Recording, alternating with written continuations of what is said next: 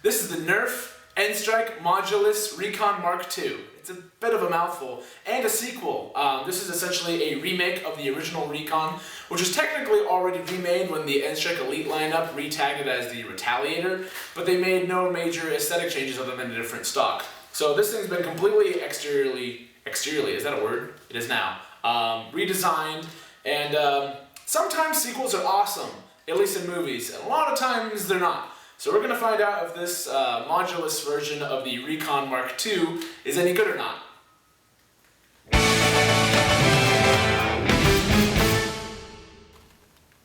So this is what you get. This is the Recon Mark II. You've got a stock, a removable barrel, 6-round magazine clip thing that comes with 6 darts, and it primes on the top. It's single fire. It's not slam fire or anything.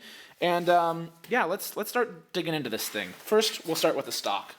The stock is hard plastic, so it's not wobbly or anything. But hey, we've been here before with the Retaliator. It's impossibly short. So it's not really that useful to bigger people, which is interesting because the grip is super comfortable for bigger people. I've never understood why they make grips that are comfortable for big hands and then stocks that are comfortable for, you know, little people.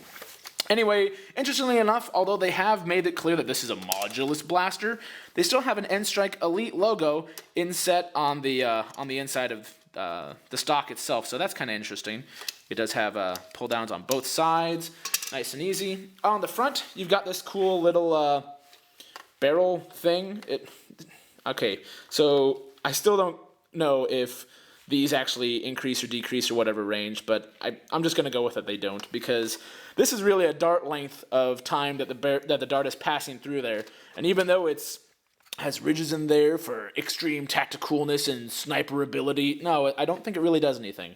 Also, hilariously enough, it does look like they tried to put a tactical rail underneath here, but ran out of space and just decided to leave that bit of the design. So, nice job, bud. Maybe that's the same guy that designed the magwell. And while this looks like a normal Recon, there's a bit of a problem. So you've got 6-round mag that comes with this. You've also got this guy here. Let me show you. And this is true on the 18-round mags too. This is a 10-dart banana mag clip thing, whatever you want to call it. And it's a 10-dart one that's out of the Demolisher. Cool, people love them. I actually don't like them because it's longer than a 12-round. Again, I'll do this again. It's longer than a 12-round and it holds less darts. So, whatever. Anyway, this little guy here is important to look at. Not because it looks like a tumor, but because this actually prevents it from loading properly into the modulus Recon Mark II. If this guy were shaved down, which you can probably do with a Dremel, yay modding, and fix that, maybe it's the same guy that tried to design that little tack rail on that thing, because it's just not doing it. And that's really depressing because I think one of the strengths of the N-Strike lineup since its beginnings has been, hey, we can customize and all this cross-compatibility, and even the old stuff still works with the new stuff. This is the same barrel extension and the stock extension that we got on the original Recon. Even the tack rails, everything, you can still use the old stuff from like almost 10 years ago. That's awesome.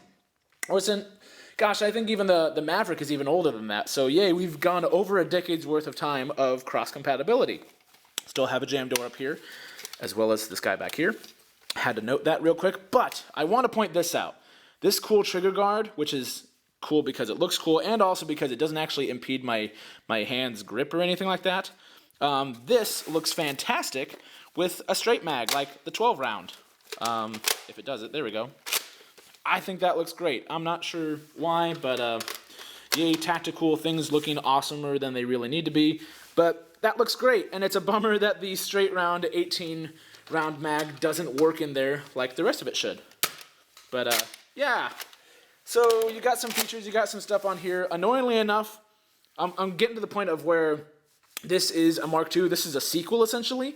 And they have improved a couple things. You have a tack rail on the side here now. You have this cool trigger guard. It looks a little more updated, a little less boxy than the original. I like that. But they kept 2 of the things that I didn't like about the Recon, or the Retaliator for that matter. First, why put a tack rail up here when it's a pain in the butt to try and put accessories up here and still prime it? It's useless. It's not very comfortable for priming.